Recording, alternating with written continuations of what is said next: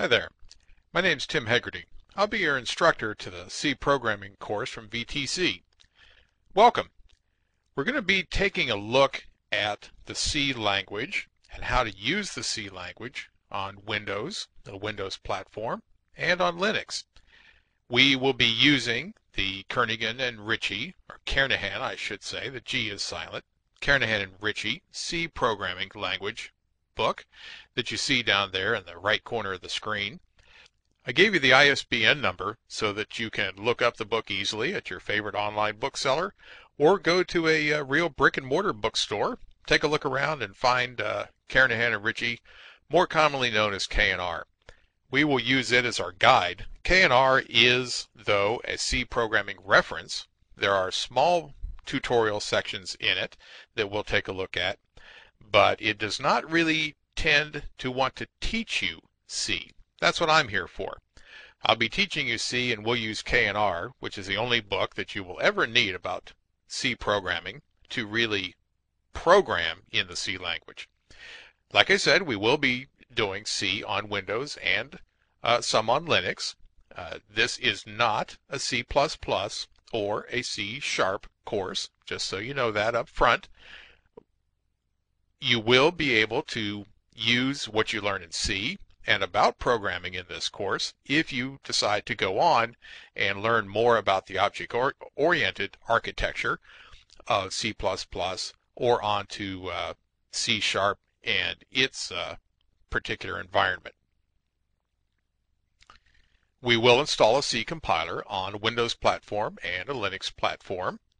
We will be using Microsoft's Visual C++ 2005 Express Edition. And even though it's created for C++, it will compile our C code and our samples just fine. Same thing with the GNU, GNU's Not Unix, C++ compiler. We'll make sure that you have it installed properly and updated with the right libraries so you can use it on your Linux system. We will be looking at the process of programming, what has to happen if you're going to become any kind of programmer, and how to work with the C compiler, how to compile your thoughts into a language, and then actually into an executable program. We will look at C data types, operators, expressions, and the expressions are just our data types mixed with operators that give us results. We'll see how to control the flow of a program, how to make it branch in different directions based on things happening or not happening.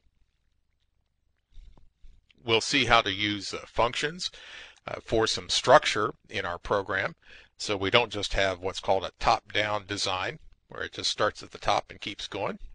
We will use functions to call back and forth and return information and send information.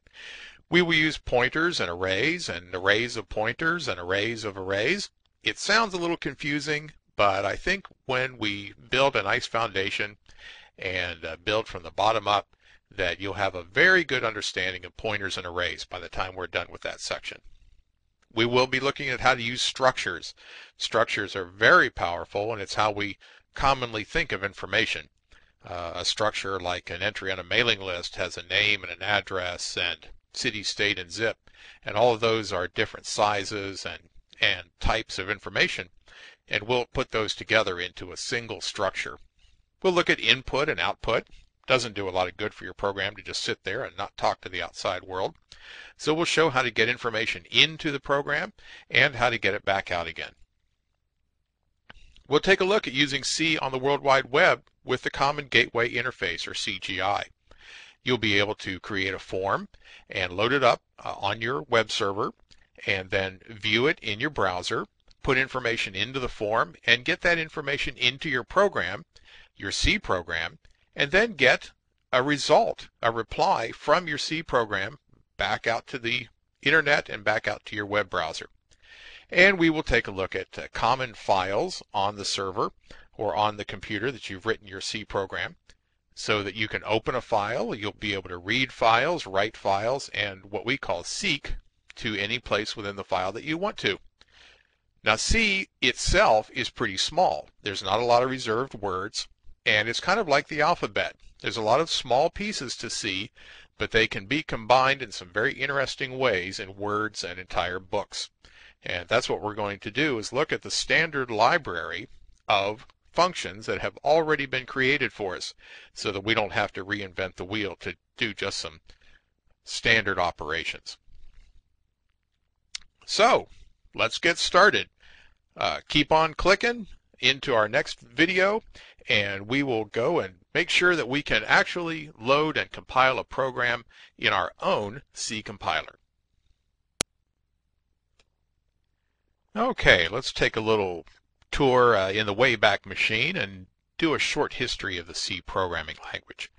C was originally created in the early 70s, along about 1972, by Dennis Ritchie on the Digital Equipment Corp PDP-11 system. Ritchie wrote most of Unix and the C compiler itself in C, which is kind of interesting. Which came first, the compiler or the language? Well, what came first was a handwritten assembler that Ritchie wrote, which allowed him to create the beginnings of the C compiler so that he could write the rest of the C compiler and the other tools like copy and CP and a lot of the other commands that we know in Unix and Linux. Most of Unix and Linux are actually written in the C language. C evolved from languages called BCPL and B, which were from the late 60s and early 70s, and they were both typeless languages. Now C has its own data types like integers and characters and various floating point precision variable types. So we'll see how to use those later. But C is a somewhat typed language. The C language is known as a low-level language because it fits more closely with the actual machine itself and the machine's language. But C is not so tightly coupled to the machine that it's not portable. C is very portable. The C compilers are available from everything from a palm-top device to a mainframe. So even though it's a low-level language, it is very available. C is able to perform high-level functions by the addition of libraries. The libraries have been created over time to allow us to do standard input and output. There is a whole standard library defined by the ANSI standard, which says to have a real C compiler available, you must also provide these standard libraries, because C by itself is not particularly useful or not particularly programmable until you get some of these libraries involved. More and more government work being done in C required that there had to be a C standard to get the government contracts. So ANSI created a committee in 1983 that its whole goal was to standardize the C language. Well, they worked on that for quite a while, and the result was finally achieved in 1988, and that resulting ANSI C standard is known as C88. The international community, ISO or OSI, however you want to look at that and what language you want to look at that in, they ratified the ANSI standard, and that became C90. There is little, if almost no change between C88 and C90. That is what we will be working with here in all of our declarations and function declarations and type casts and everything else is out of the ANSI C standard or C90. So let's move on and see if we can actually get a compiler working on Windows, get it tested, and get a compiler working on Linux if we so choose. So that's where we're headed next. Okay, our next section is C on Windows. We're going to take a look at how to get a C compiler downloaded and installed in the Windows environment.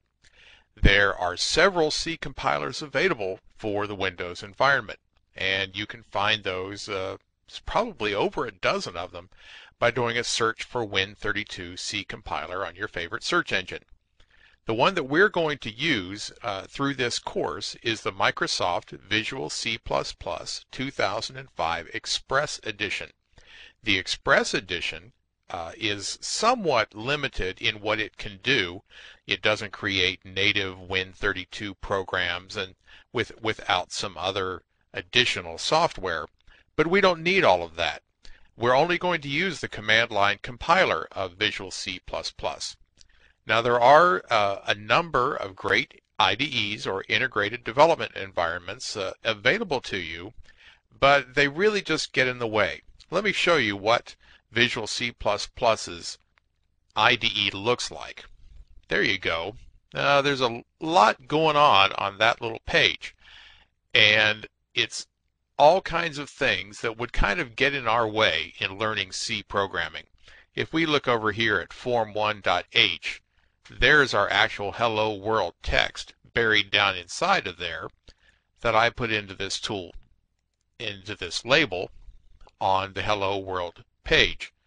Now that will of course work well and it will function, but we would learn more about how to use the IDE and how to use the Express Edition than we would really learn about C and C programming, which is why we're here. Like I said, there's many good IDEs available. They all look very similar to that, but they're just going to get in our way. Now, here's where you want to go to install C on Windows XP or later. msdn.microsoft.com/vstudio/express/Visual C. There's a lot of advertising material out there. This is a free product, but Microsoft wants to show you all the wonderful things that it has to offer. So follow the links through the tour, step by step, looking at what Visual C Express Edition can do for you. And finally, at the end of the little tour, page by page, you will find a download link. Obviously, click the link, download the product, run the setup files. You probably have a good background of downloading and running installation programs and things like that, and you can trust that they are probably pretty safe, somewhat inherently safe from Microsoft, though there's probably a lot of dispute about that. But download it, install it. You may have to register with a Hotmail account, something like that. I don't know that, don't remember that registration being required. But bottom line, the compiler and the IDE are free and will go a long ways towards helping you learn the C programming language. And then if you want to, you can go on and learn the IDE and all of the .NET kinds of things that you can do with the Express Edition. It is incredibly powerful, and especially compared with the free cost. So take a few minutes now and go ahead out to that URL and download the product and go ahead and install it all. And then when we get back to here, we'll take a look at how to test the Express Edition and make sure that it's running. It won't take very long.